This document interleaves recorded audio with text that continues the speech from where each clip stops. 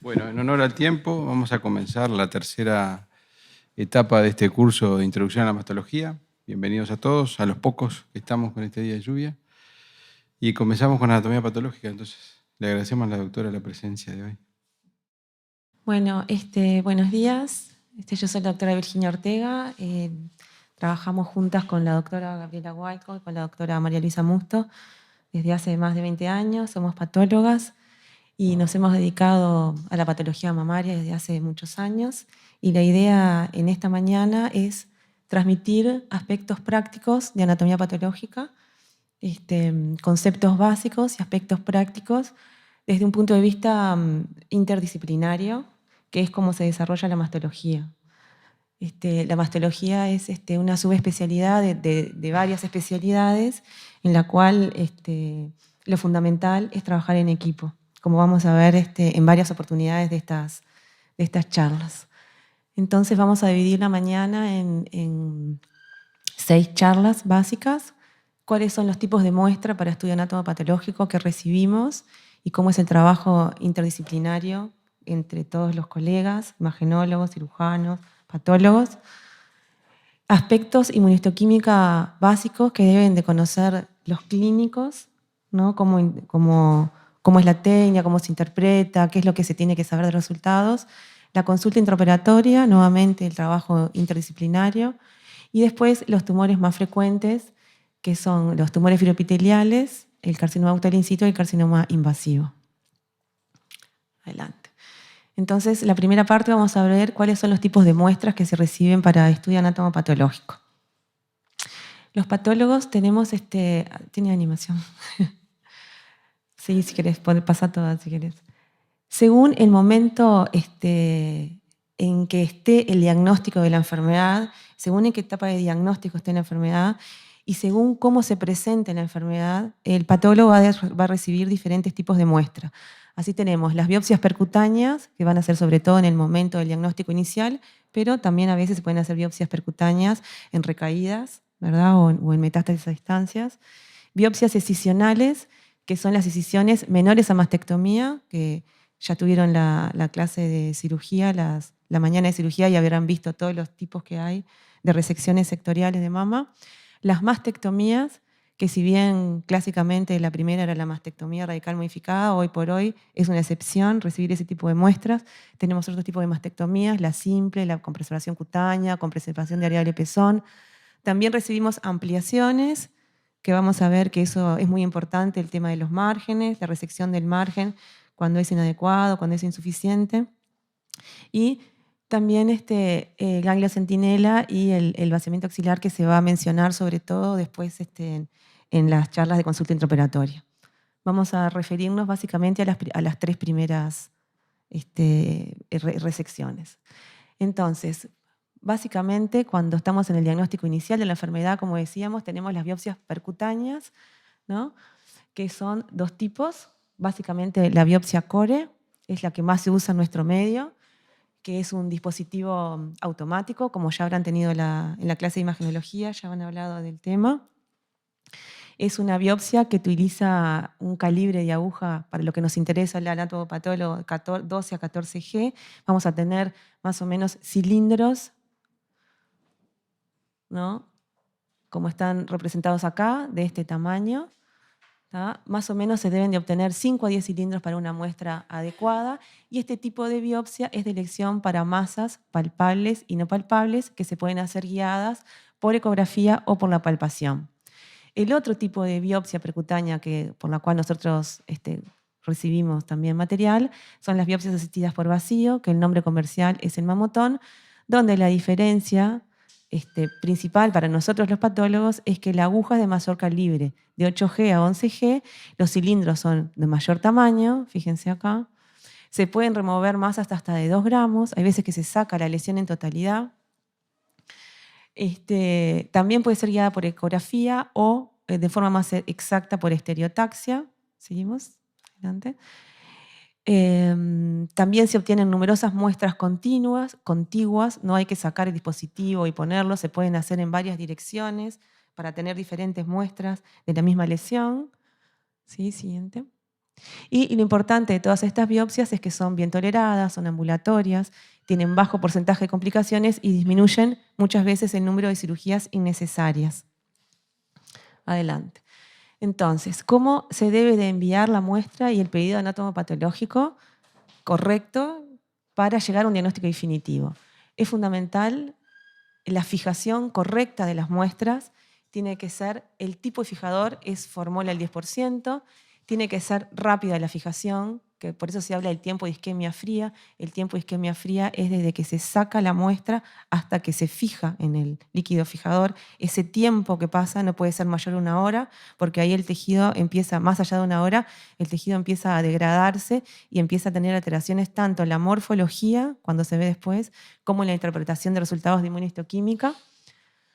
Tampoco hay que fijarlo y empezarlo a procesar inmediato. Eso es importante saberlo también cuando piden de repente resultado urgente, cuánto demora. Esa pieza precisa fijarse determinado tiempo, que es un mínimo de 6 horas y un máximo de 48 horas. No puede pasar ni menos ni más, porque también se alteran sobre todo los resultados de estudio de inmunohistoquímica y moleculares, de hibridización in situ, como se va a mencionar en la charla. Es muy importante que el tejido esté preservado en tiempo y calidad. Lo otro importante cuando se va a mandar la muestra es que cuando, en el caso de estudiar microclasificaciones, el imagenólogo tiene que estar atento de ver, cuando saca los cilindros, hacer una mamografía de los cilindros. De esa manera se asegura que los cilindros... A ver, ¿haceme 2 más? No más, sí, no más. De esa manera se asegura que esta sería la imagenología de microclasificaciones. Una vez que hace la biopsia, hace mamografía de los cilindros. De esa manera se asegura que las microclasificaciones están en la muestra a estudiar. Y lo ideal es que cuando ve varios cilindros, identifican cuáles hay microclasificaciones, se identifiquen en frascos separados. En un sector van los frascos con microclasificaciones y en otro frasco van los cilindros sin microclasificaciones. Porque hay veces que las clasificaciones son muy chiquitas, son difíciles de identificar y es mejor cuando esté bien dirigido. De esa manera nosotros podemos procesar diferente o con mayor intensidad los sectores que tengan clasificaciones y además el imagenólogo se asegura que sacó la lesión porque sacó las microclasificaciones. ¿Sí? Lo otro importante es cómo va el pedido de anatomía patológica. Como vamos a ver, tienen que estar los datos filiatorios completos. Una muestra que no está identificada es una de las causas para rechazar la muestra, porque muchas veces se hacen muchas muestras en un mismo lugar de muchos pacientes, tienen que estar correctamente identificadas para recibirla y tienen que estar los datos clínicos e imagenológicos completos, incluyendo el tipo de lesión, la lateralidad, la topografía y el tamaño, porque vamos a ver que es muy importante en el momento de la interpretación histológica hacer la correlación con la imagenología. Vamos a ver algunos ejemplos.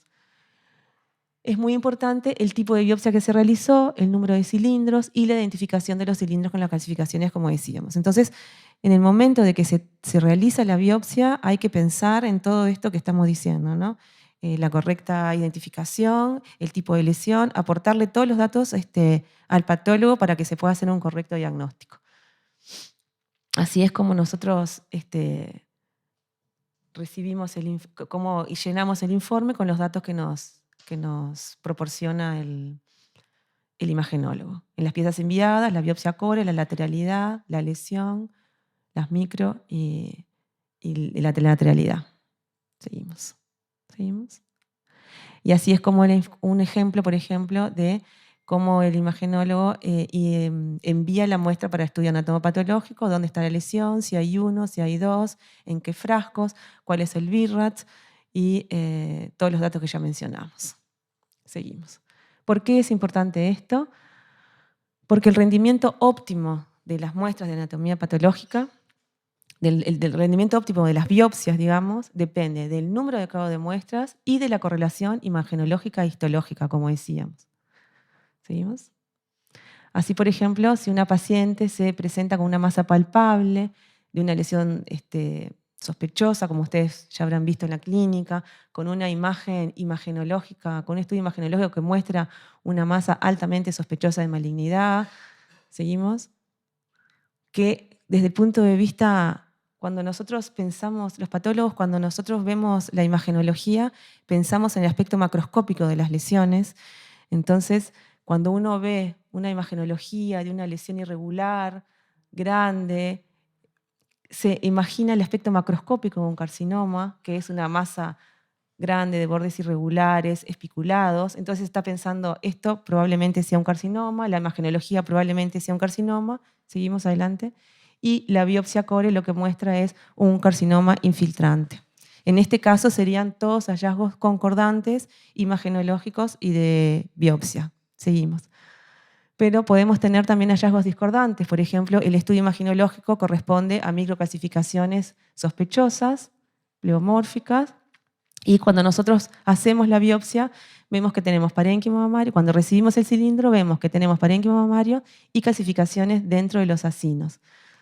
Acá no hay ningún tipo de atipía, ni de malignidad, ni de sospecha. Entonces lo que nosotros tenemos que pensar, estas calcificaciones que nosotros estamos viendo, ¿están reflejando las calcificaciones sospechosas que mandó el imagenólogo? Probablemente no. Entonces ahí tenemos que entrar en comunicación, profundizar bloques y decir, esto se está correlacionando o esto no se está correlacionando. Seguimos adelante.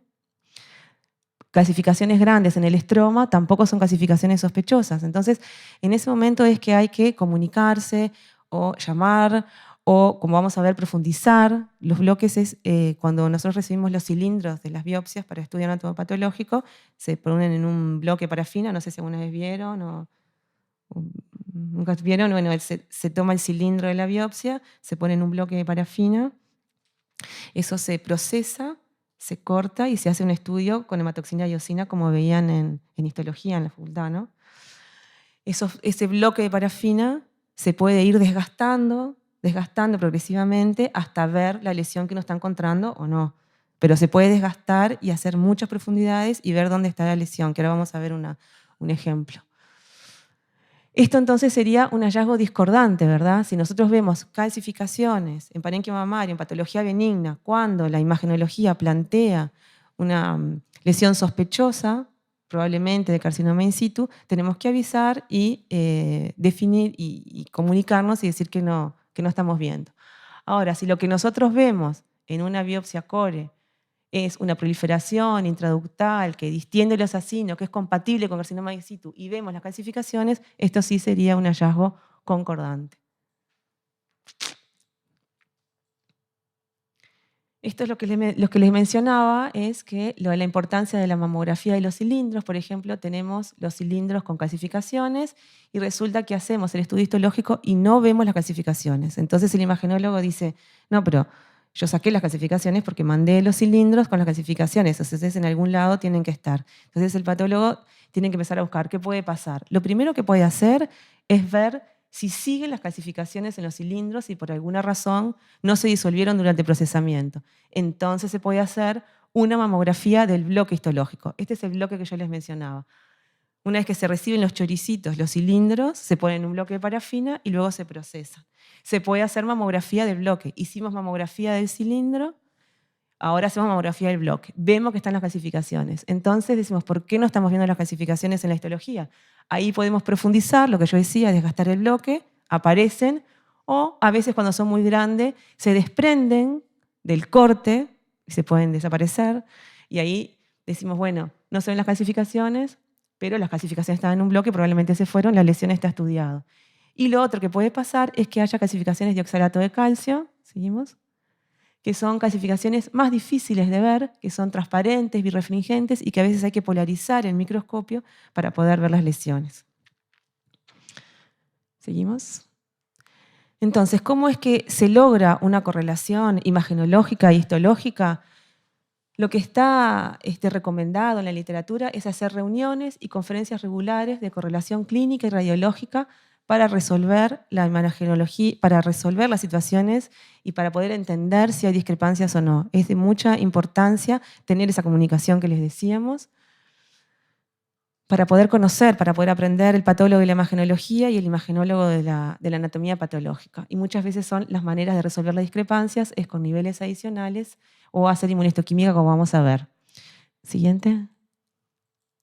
A veces este es un chat que nosotros tenemos con un grupo de cirujanos e imagenólogos, a veces los ateneos en persona, así como estamos ahora, una reunión, son difíciles de organizarse en la vida diaria, y tenemos chat donde nos comunicamos, se envía tal biopsia, parece que esta lesión, vemos, no sé, me queda la duda de tal otra, nos comunicamos, mirá, el informe nos pareció que es esto, ok, entonces es una manera de estar comunicados y poder lograr estas reuniones y conferencias regulares de alguna manera y llevarlas a cabo, además de tener estas instancias de actualización, ¿no?, periódicas.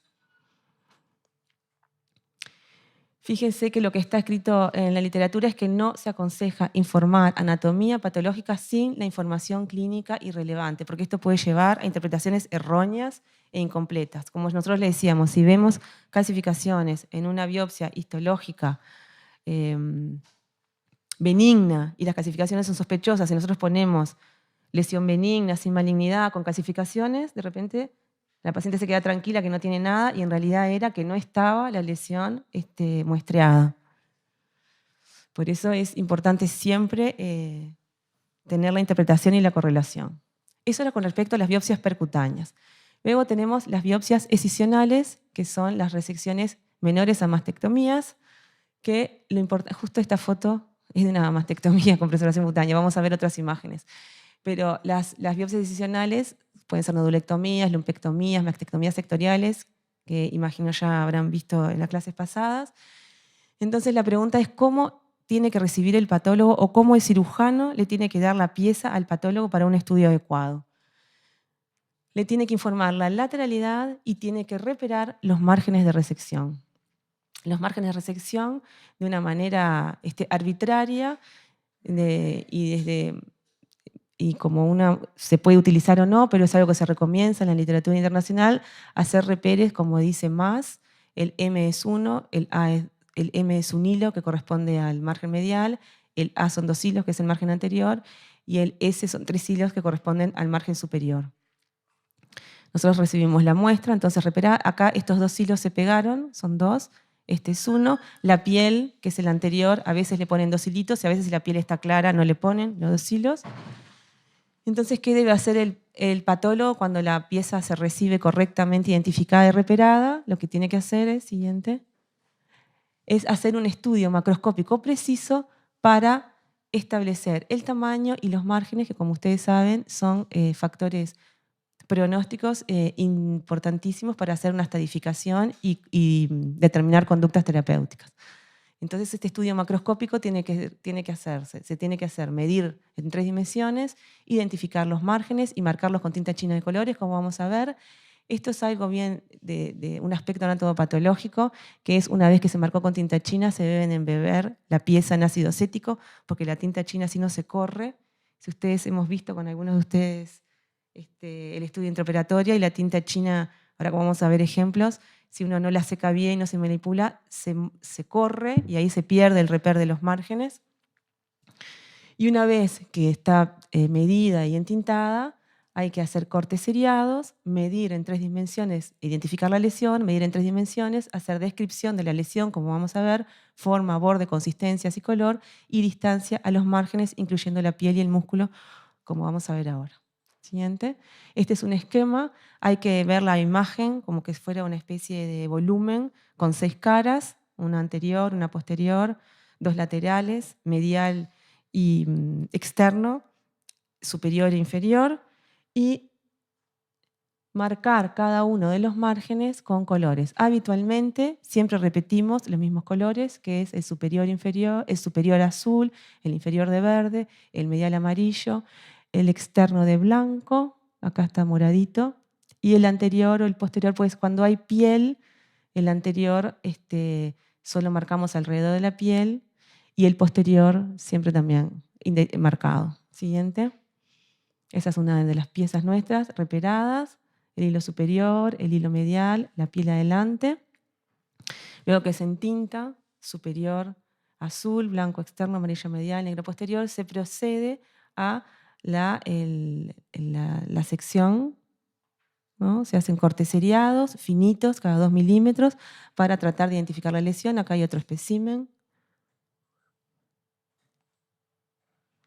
Ahora pasa un poquito para atrás. Sí.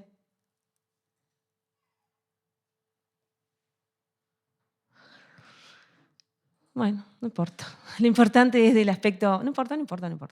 Lo importante cuando se identifica la lesión, como les decía, era identificarla, medirla, ver los caracteres macroscópicos, los bordes, la consistencia, el color, y siempre hacer la correlación de lo que se está buscando. Porque podemos tener dos tipos de lesiones. Podemos tener un carcinoma y al lado un fibroadenoma, por ejemplo. Entonces, siempre tenemos que estar viendo qué es la lesión que se está buscando y si la que identificamos es la que se está sospechando con la clínica. De este estudio macroscópico preciso y detallado es que se va a sacar el tamaño principal de la lesión, que es el T, como ustedes saben, que es muy importante para la estadificación TNM, que después ese tamaño definitivo se va a hacer con la correlación del estudio histológico, pero este estudio macroscópico va a ser el que va a dar el tamaño inicial de la lesión.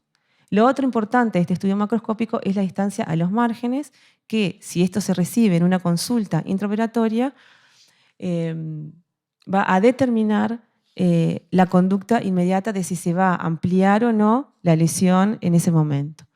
¿Cuándo se considera entonces un margen positivo? Cuando la lesión contacta con el margen con tinta china.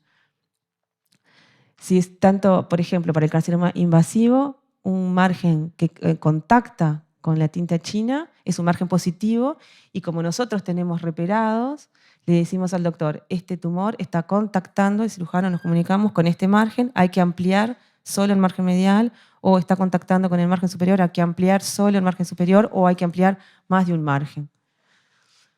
Siguiente. Si el tumor no está tocando la tinta china, eso es en el estudio preliminar de macroscopía, de consulta intraoperatoria. Si el tumor no está tocando con la tinta china, no sería necesario ampliar el margen. Pero eso se tiene que verificar siempre que en el estudio microscópico. El diagnóstico final de que toca con tinta china o no toca con tinta china es en el estudio microscópico. Después ese tumor se incluye en totalidad en los bloques en parafina, como decíamos, y se mira la relación con la tinta china nuevamente en el estudio microscópico. Los colores se mantienen, entonces uno puede identificar si está contactando con tal margen o con tal otro, y se debe informar en el estudio diferido es la situación de los márgenes que no toca con tinta china. Para el carcinoma in situ, la definición del margen positivo es lo mismo, la lesión contacta con el margen con tinta china, pero se considera insuficiente cuando es un margen menor a 2 milímetros. O sea que no solamente hay que ver si está contactando o no está contactando, sino también ver la distancia a cuántos milímetros. Lamentablemente, el carcinoma in situ, la mayoría de las veces no se ve macroscópicamente, no forma masa, a no ser que sea una lesión de alto grado, con necrosis.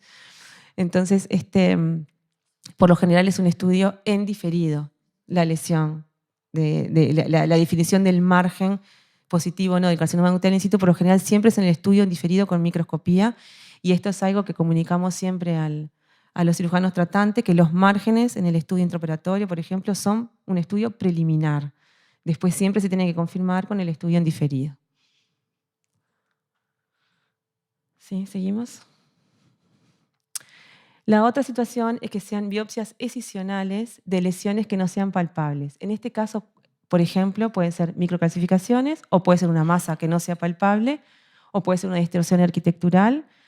Y lo que va a variar simplemente de estas resecciones es que la pieza que vamos a recibir va a venir guiada, ya sea con un marcador metálico o con un radiofármaco, radioguiada. O sea, el cirujano se va a guiar para sacar la lesión, como ya habrán visto, por un marcador metálico, como se le llama arpón, o por un radiofármaco, que va a ser radioguiado. Entonces, nosotros muchas veces en este tipo de resecciones, hay veces que vemos lesiones, pero hay veces que no vemos lesiones. En ese caso, como la gran mayoría de las veces, y lo correcto es siempre que una lesión se va a sacar tenga un diagnóstico previo, si nosotros no identificamos lesión, lo que tenemos que tratar de identificar es el clip que se hizo. Muchas veces cuando se hace una biopsia, se deja un clip cuando la biopsia es chiquita o por diferentes situaciones, se deja un clip en la zona. Entonces nosotros lo que tenemos que ir a buscar es ver si está ese clip. O a veces, lo que es muy útil, y a veces es más importante que el clip, porque el clip se puede correr cuando pasan los días, es identificar el hematoma de la zona de la punción. De esa manera uno se está asegurando que en la resección está la lesión que estamos sacando. ¿Se entiende? ¿Por ahora van siguiendo? Para todo esto es fundamental, nuevamente, perdón que sea repetitiva, conocer la historia clínica, porque nosotros tenemos que saber qué fue la lesión que se fue a sacar. ¿Fueron micros? ¿Fueron una distorsión? ¿Cuál fue la biopsia previa? Y de esa manera es que vamos a guiarnos para la resección. ¿Seguimos?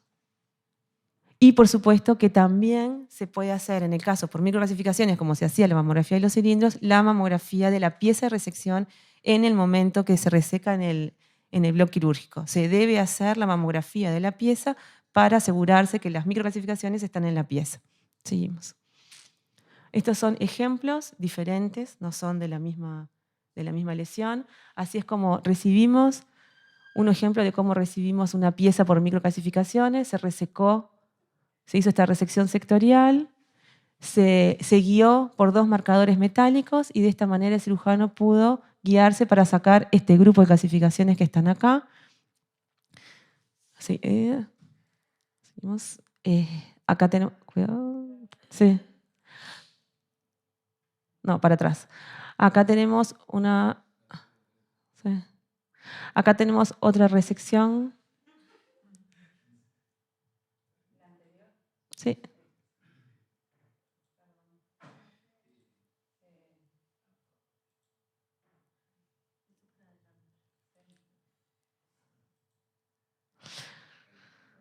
Ahí está bien.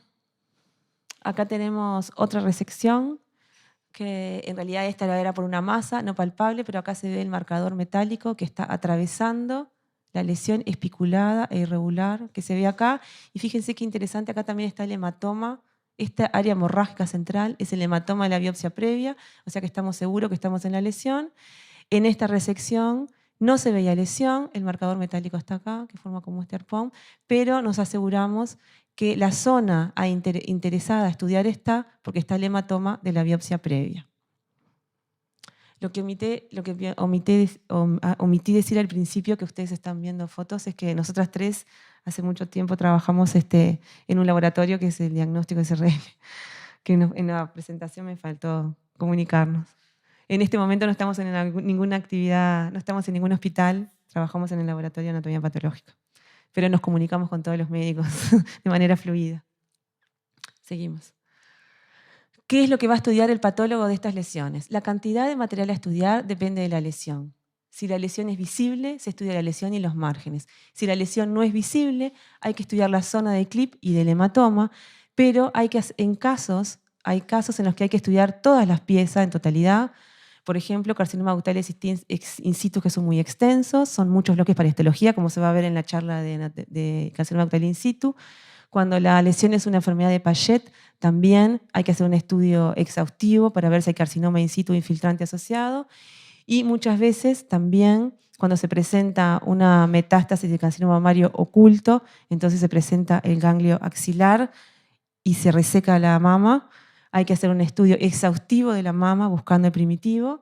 Y la neoadyuvancia también es otra situación en la cual el estudio macroscópico es diferente, exhaustivo, y es un protocolo totalmente diferente que ameritaría otra charla. Seguimos. Bueno, de las mastectomías simples es lo mismo, lo importante es que venga reperado, se repera, se marca con tinta china como ya dijimos, hay que medir la pieza, medir la piel, medir el pezón y ver todo lo que vemos, describirlo y ver la relación de la lesión con los reperes anatómicos. ¿Seguimos? Buscar lesión, buscar el clip o sitio de biopsia previo, saber por qué se hizo una mastectomía, porque ver si hay neoadyuvancia previa. Si hay neoadyuvancia previa puede ser que no haya lesión, entonces tenemos que saber todos los datos para hacer un protocolo de estudio exhaustivo o no. ¿Seguimos? Y tenemos otras situaciones, como la mastectomía con preservación de areola y pezón, ¿seguimos? ¿No más? Que lo que cambia en esta resección es que se le agrega un margen más. Además del margen superior, inferior, posterior, el margen que se agrega es el margen retroareolar. Este margen lo debe identificar por separado el cirujano, nosotros los marcamos con tinta china. En el caso de que se hace un estudio intraoperatorio, se hace un estudio preliminar del margen retroareolar en el momento y después se hace un estudio definitivo. ¿Seguimos? La mastectomía con preservación cutánea, que tiene mucho menos piel, Se identifican los márgenes y se marca con tinta china, como ya vimos. Y después tenemos otras situaciones que recibe el patólogo, como son las mamoplastias reductoras y las mastectomías por cambio de sexo. El hallazgo de carcinomas es muy, muy, muy infrecuente en estas resecciones. Lo que hay que hacer son estudios macroscópicos exhaustivos y si no se ve ninguna lesión, el estudio histológico es muy breve. Son pocos fragmentos. Seguimos. Bueno, y por último, lo que sí queríamos recalcar, de nuevo, cómo enviar la muestra, como hacíamos para la biopsia, es muy importante seguir. Esto es lo que, una más. Esto es lo que ya mencionábamos. Fíjense que la cantidad de formol tiene que ser en un fijador adecuado, formol al 10%, igual que en las biopsias.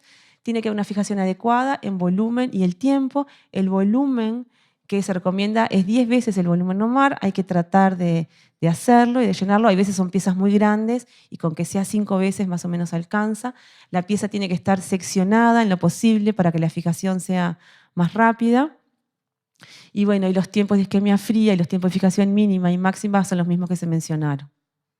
Y la forma que tiene que ser enviada el pedido es lo mismo que se mencionó para la biopsia, con los datos filiatorios, los datos clínicos, imagenológicos, el tipo de lesión, la lateralidad, el tamaño para hacer una correcta correlación.